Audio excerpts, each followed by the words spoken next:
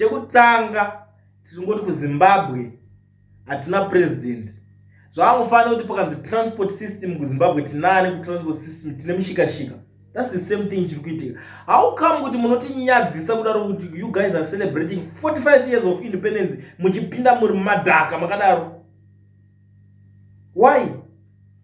What have we done to this Mnangagwa's family? What have we done as a nation? What? Apa ibasa rakaitwa necompany. Company. As there's a bucket seats on muda. Why? In that so-called Wajga Jena, I don't know those guys. Why? What have we done to this? And the only muda ndakungomona makusena ari pa video ameno zvangachita ndachitogaita rinini zvinhu zvisinu zvaada kutaura ndazoona kuti zvinhu zvaari kutotaura zvakatodhakwa bhozi zvinhu zvaangachitotaura nevanhu vaangachitaurisa kuti vachauya vachinhamba yevanhu vaangachitaura nenhamba yevanhu vaipinda munational sports kuharare kunowanika vanhu vese hazvitoenderani nezvinhu zvazviri ikoko. Mugabe ubachitanga National Sports Stadium inopinda 64,000 people. Yanga singazare kuti full capacity. I was shocked kuti muda achiti Zimbabwe yakamirira kuona His Excellency President Mnangagwa achiuya kuno expecting more than 100,000 pamadhaka ipapo.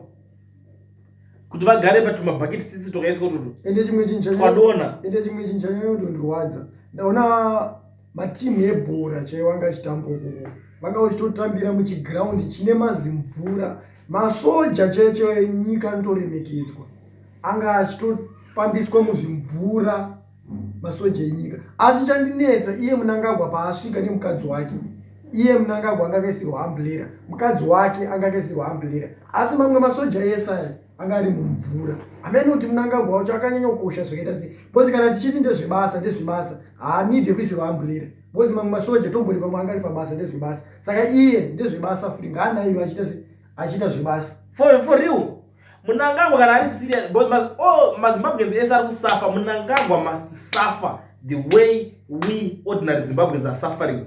That's it. Mnangagwa ngaasafewo sekusafa kuita vamwe. What's so special about him and his mushandi wedu? That one is kana ari pabasa kana zvichibvumidzwa pabasa kuti vamwe vese masoja angachinayo avanayo. Iye alifanira kunayo because mushandi wedu wofuti.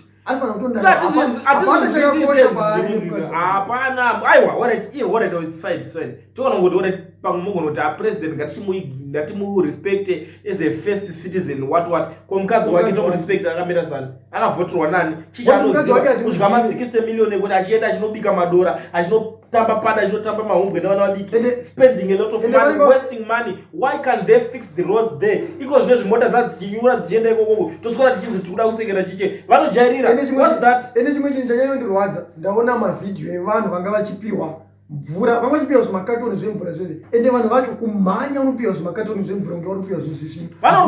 Vanorwara because ndomazibereke ekuti vana vari kutofa vachitambura mvura. Kumhanya unopiwa mvura. Nyangwe chikenini yacho. Unodya chikenini paya kuti usina road ine mari yechikenini inogadzira dust road riproper raya rakadai so rinoita kuti mvura irase kumasaidi nekumasaidi mota dzokufura dzichienda but mota dziri kunyura muchidya chikenini. What's that? Bika chicken kumba kwako. How can you celebrate nyika yekuti you can't buy the chicken in for yourself? Saka there is no independence. Let's fight for new Zimbabwe. How can we fight? How can we celebrate something chisipo? Ende isusu tichimbotese mwenyaya tichikura isusu vanotaura vaitaura kuti independence yekudhara yaitirwa pese yainakidza. Kwaiurayiwa mombe, vanhu votodyira mombe pavari kumba kwenyu ikoko. Muraya mombe yenyu modya muri kwemuri.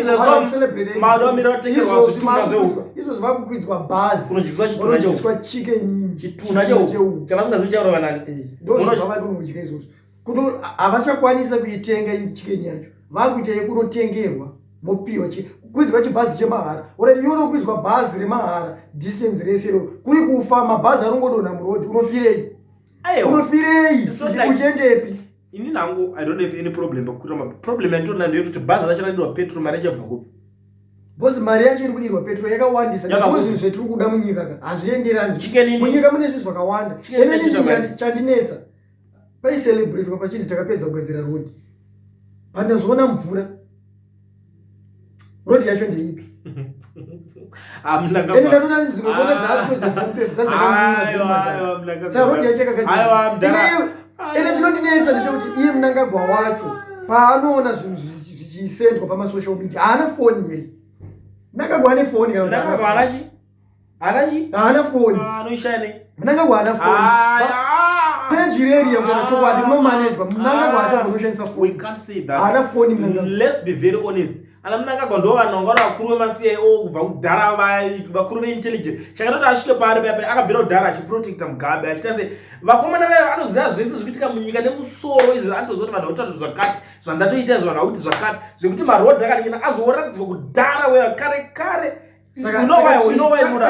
vana vake izvozvo ndo basa ravari kuita. Hamukwanisi kuzokudzwa vandoenda vana vakawanda havazokwanisi kukudzai kuti mwana wangu uyu mu-CIO but vana vacho ndo basa ravo kuti vari kutoona zvese zvikuitika unoziva dheti kuri kuitika chakati. Saka sei asingaiti action ndopane nyaya sei asingaiti action because ini ndichiremember Mnangagwa achitanga kupinda pachigaro. Action yaifana kuita ndeyekutombobvuma kuti adiwe sapresident weZimbabwe obva azvisiya ndo action yaifana kutanga kutoita. Iwe Mnangagwa achitanga kuita president ma-first days achitanga kuita president aipa maminister ake ma 90 days aitotaura kuti pa 90 days turakuona kuti minister waitei chipa pa ministry yako but ndakazongoona zvakazongotanga ungopera so zvakatanga ungopera ende Mnangagwa akwanise kumanage maminister ake ende imwe problem one inyanyorwadza muZimbabwe chinhu chese chemuZimbabwe chinoitwa chichinzi ndi ED independence aisiya ED vandaona kwakuchitopiwa vanhu ma-t-shirts akaprindwa ED ende kwakutorine zvinhu zvanga zvichitoitwa zvinhu zvese zvazviri under ED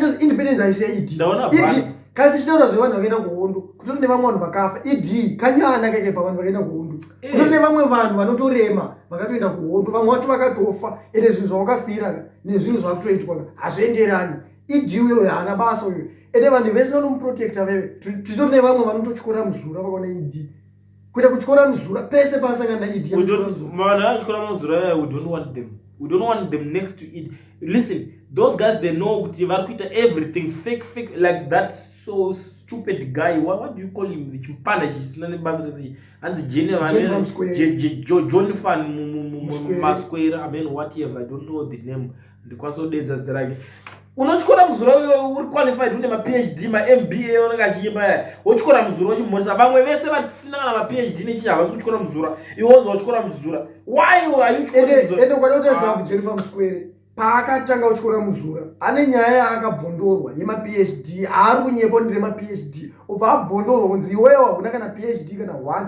kouri kutaurewo kuti wakapiwa PhD hakusi kuapia zita rako kubva ipapo ndobva akutyora muzura ende vanhu vakawanda vari kutaura kuti ari kuda kunyengerera kuti asanyanyovhetwa because nyaya yacho kutonzi pakaitwa uori wakabvira kuma-CIO ndokwakaitwa uori because panzi panopindwa basa reria paunonoisa ma-PhD ako atanga anovhetwa nema-CIO aidha ma-CIO haana kuvheta kana kuti ED ndiye ari wrong kuti aingoda munhu wake waanowirirana naye ndo pane diri but izvozvo zvafumuka ma-CIO vanhu vari nigirino mugovernment why government ichisa ma-CIO vafa dzingwa mabasa vese basa ringokidnapa vanhu vachikunoura because ma-CIO handinyazoziva kuti basa ravo nderei ende wadautesa ma-CIO emuZimbabwe anonyanya mausiku vanotera vanhu mudzimba mausiku ndonguva dzavo chedu dzavanoshanda masikati havashandi vaneve varomba.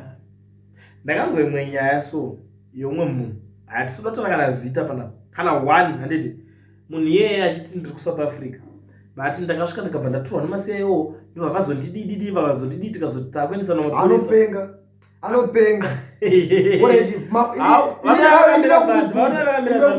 vakanomutora pai vakaziva sei paanogara vakanomutora sei vakaenda naye kupi ende mapurisa akaendeswa nawo wacho akaendeswa kumapurisa ekupi hai zvanguka ndikuza mapurisa akaendeswa mapurisa ekupi vachitokamira zanda mapurisa otonzitawa nani nenyaya yei ende mapurisa wacho akaendeswa ndeyekupi voenda nekumapurisa one day obva wadzoka kumba futi zanu ikasunga munhu yekudzose kumba iri zanu hautodzoki ende zanu inokutora usiku kana ikatokunzwira tsitsi ikada kukudzosa inonokurasa musango ende paunotoraswa musango zvivanga zvacho unongoonazvo. Anyway, it's a topic for another day. Iyo haziriyo nyaya ngatimbopedzerana nevanhu vakwamunangagwa. Munangagwa ndaona vachibudisa video hanzi mwana wake uyanzi ari mumvura imomo. Shoni is a millionaire. Shoni is making a lot of money. Shoni is also there to prove people, guys, let's do this. I'm also suffering. Sean is that guy. Sean is that guy who doesn't get it. I'm suffering for my father. Let's protect my father. Let's suffer for my father. It's his legacy. Munangagwa akafana asana Sean don't drop for my hair. That one is not a secret. In the politics them Zimbabwe babo wakafa vaone futi lele. That's why vachitotora babo vachiri vapinyu. Auvaone vapana vemupolitics zemuzimbabwe bose maposti avatora ndekutoriga hazvitoenderani bose titori nevamwe vanhu vakaenda kuhondo vari kutoshayiswa mabasa ende vamwe vacho vari kuti vakasvika kana 50 years 60 years ari kunzi wakura chisiya basa wamovheti chiovheti chacho mari dzacho dzavanopiwa ma$30 munhu aenda kuhondo utapiwa $30 mumwe munhu anoba mamillions saka techiti tiri kuenda kuti hondocho ukaendere wakaenderei wakaenda kuhondo inopiwa $30 yei nayo unondoudzwa kuti wakura chiritari saka tiri kuti tuendepi iye Mnangagwa anopiwa 30 mari yake haizikanwi because ndo vanhu vanongotora mari dzese dzese ende iye haatobvumo ndakura anenge achitozviti ndiri mwana mudiki andiri mukomana ndiri mukomana zano inojairira zera raVP Chiwenga ndobuda chonzi muyuthi mayuthi ekuzimbabwe because kuzimbabwe ukanzwa zvinzi toda mayuthi tukuita program yemayuthi semu munhu waumboona chinzi muyuthi ndiye semu munhu unoona achiwanika futi kumadhara maelders chimbotsvaga kana pese panonzi pari kupiwa mayuthi izvi pavanotozobudisa mayuthi chechaiwo ndeyekuunganidza mubhazi voenda voungana but havana chavanowana kana zvazvinhu zvinonzi tikupa mayuthi zvinongotorwa nesemu vanhu ivavo andaanzwa vanotengera tumbanje zvakafanana kuti vakaunganidzwa kuti pachairman tonotenga tumbanje kumasero vatengera tumbanje handikomana muchenge mbanje dzangu dziripo havana kuzopemba okudzwa bhazi vakarwa nembanje otanga kuimba 2030 ngopowa tumbanje tushoma wautomba 2030 apa tunomba nzara ovakuwa chikenini ozaumambanje chikenini lekamvura zvakadhakwa zvisi kushanda why takakeswa muzimbabwe takakeswa ende vanhu ona mabhalansi aya anotijairira kudherera cheko ndoko vanototita ende muzimbabwe ukatoedza muzimbabwe pfungwa dzedu vanhu vese vari muzimbabwe dzakasiyana anenge atori nezvivindi wacho akada kushingisa vanhu unoona vamwe vanonga vachitiza saka hatine kwetinosvikaambozi nomwe munhu anzi zvauri kuita zvichaura iwewo because zano inouraya ikatipfeka usadzoke futi uchikomenda pana pakangokomenda ndiwa chikurova zigwara unonzi uchaura iwe koma wovheti vakaenda kuhondo vanga vasiri kurwa hondo rewo saka mungotosiya nyika ichiitwa zvakadai sezibhozi hanzi uchaurawo koma wovheti ana baba vevanani vakashingira kuti we are fighting for the nation isu ndodazvinzi ndangorarama ndiri zidahwa ziporiji risina kana charinotaura kana one word because hanzi uchaurawo vaenda kuhondo vachinomisidzana smith vaichika kurewa idzi 45 years dzenonsense 45 nonsense kauningirikini unzi vacelebrata unzi kuita madhaka vanokugoka futi mukwano imi mutaurire chokwadi learn to blue tick people blue tick ignore auya ari muchiti ari kuya mobva mabuda sararega musiyadaro vadadire 45 years oti ndinocelebrata nevana vako nezvigananda ndozvikudya zviguta unondudza kuti ndikucelebrata uchita chikenini nekunditenga vanhu vakatwa nemari kuti president nhasi muchadye tikukutengera chikafu thats independence kuita kuti president yatu ndikukutengera chikafu modya zanu ndeanoshandepi mari yacho anoiwanepi because mari yaari kushandisa ndeyenyu mari dzetinofanira kuwana isusu ndo mari dzaari kushandisa ende muzimbabwe ukada kutarisa mari chedzo dzinoshanda dzakawandisa mamiliyoni mari dzinoshandiswa muzimbabwe mune mari but kweinoenda kusiriko ndo chokwadi ukada kutarisa mari dzinoshandiswa mamiliyoni pakalochwa chinhu hapatorwe mari shoma panotorwa mari yakawandisa chinhu chese chavari kulonja chikutorwa mari yakawanda but ukada kuzonotarisa kuti basa racho raitwa here basa racho rinenge risina kuitwa ndo zvinhu zvavakatongwarira chaizvo havana kana zvinhu zvishini zvavari kuita vanongokuudzai kuti tiugadzira chakati vanogadzira 100 meters votosiya mari yatoinozonzwisa mbudzi indachange looks like a very big project like I don't know. Apana zvinhu zviombe zvinoshandisira zvikitwa panapa. Mapresidential villas aya akangobatwa vakatoba mari vakaluta asati apera. Niki Mangwana nevamwe venyu prove us guys mapedzera mapresidential villa makausa millions of money yesadhaki chazouya mapresident achinorara ikoko makatadza kubata target makaluta mari izvozvo zvangosara zvinhu zvimudhuri zvakangomira. Zimbabwe, what are we benefiting from those presidential villas? And we've been asking those questions. What are we going to benefit from those presidential villas? Nothing. Benefit. Come on, what's that? Hanzi turi kukombenzeta varungu vatakatorera maprazi. Uda kukombenzeta varungu wakatorera maprazi nemari yedu yeuri kutitorera yetax. Isusu vanhu vari munyika macho hausati wati gutsa hatisati tawana zvitiri kuda. Hatina mari uda kupa vamwe vanhu mari. Uda kuvapa mari yei? Mari yacho ndeyako here. I think mnangagwedze sell out. Ada kutsvaga uda kudzora varungu. Varungu vacho havatokude because wakatotadza kuwirira navo kudhara. I think ende mari yacho karafu yacho mari yacho yaichada kuvapa vakairamba. I think is a seller because ana baba vedu nanazi vakati taenda kuhondo takutora minda panapa vakawirirana vese minda minda dzacho vakatora vega vakagowana pachavo vakatiwirirana zvavakawirirana minda dzacho zvauri kutaura izvozvi dzikurimwa sora. Munhu anenge ane zimunda zvombera asi kurima resora arima sora hamuna kana chinhu chikurima akukombenzeta vanhu mari yacho vanhu vakati colonizer handinye ndianogara achitaura kuti vakashata vanhu vakashata vanhu ndiuri kugara uchitaura kuti vakashata nhasi wakutaura kuti uda kuvakombenzeta ende mari yacho yoda kuvakombenzeta ndiyedu ukatotesa mari yacho yemuda kuvakombenzeta isusu munyika hatitorina zvinhu zvakakwana vanhu vazhinji checho vatotadza kukuendesa vana vavo kuchikoro iwo zvanhu zvoiswera zvinosapota ZANU-PF mangwana chinoenda kubasa chiri pakadoma kuenda kubasa uri pakadoma but wabva unosapota ZANU-PF ukatonati kuenda kumbashazha zofamba netsoka mwafamba nemabhasikoro in this era unochokocha bhasikoro uchiti uri kuti unopengerewe right wobvonzi unocelebrate independence mangwana unopengerewe saka ndosingati zvakanaka ndosingazive zvakanaka herewe zvinhu zvaitwa nanababa vedu nanani vaishandira varungu vekudhara vava now wakutoramba uchingokontinue nyika zvinhu tokona uchiti unocelebrate independence are you normal muri right herewa nimi we are sick and tired of that nonsense man ndosachiti ndakaona munhu wese ari pasi neZANU-PF ndosapota ende chinhu chandakatozoona ZANU-PF yacho inonyatsoziva kuti kwekuitira zvinhu zvayo ukada kutarisa kunhu kwavanonyanya kuwandira mazuva ano vari kuwandira kumamisha because vanobhesa nemasabhuku ndo vamwe vanhu vari kutijairira muZimbabwe masabhuku muri kutijairira masabhuku ndivo vanhu vanochikidzira vanhu ende problem iri kumusha ndeyekuti vanotoudza munhu kuti iwe ukasaita zvakati ukaita zvakati ndokudzinga mudunhu mangu iwe ungaudze munhu ari kuharare kuti ndokudzinga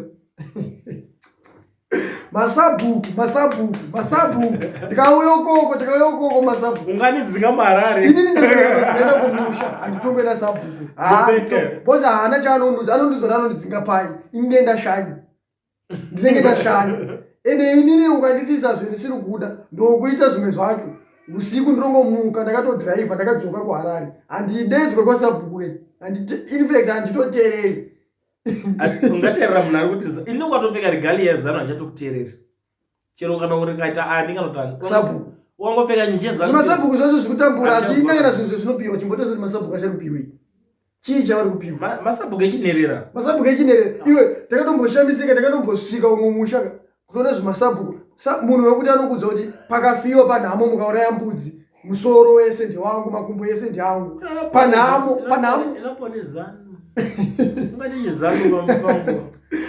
masabhuku akadhakwa aya ukaona masabhuku chetakadhakwa munhu isanosapota ZANU akadhakwa so twai muri kwese kwamuri koko kwanosapota ZANU rizongororo remunhu dzakwa dzungairwa dzvatsvatsva gakanje whatever upengere unonzi uda kutosapota ZANU uwenzeiti kucelebrata 45 years of independence which 45 years of nonsense muri kutocelebrata 45 years of Mnangagwa's wealth. That guy is rich ane zvese 45 years panozvarwa munhu akakura aiwa kwete akakura chete akazvara mwana wake atone muzukuru mwana 45 years ane muzukuru chichitarisa kuti munhu wacho ane 45 years kubva paakazvarwa anei angori nehasha neZANU PF. zvivana zvake emasoni zvacho zvitaiso zvine makore mangani zvinei Royce achina basa. Anyway, ladies and gentlemen, this one is a topic for another day. We are very disappointed about zvaitwa nhasi independence kana ma celebrate ikoko. Amen. But inini I was so disappointed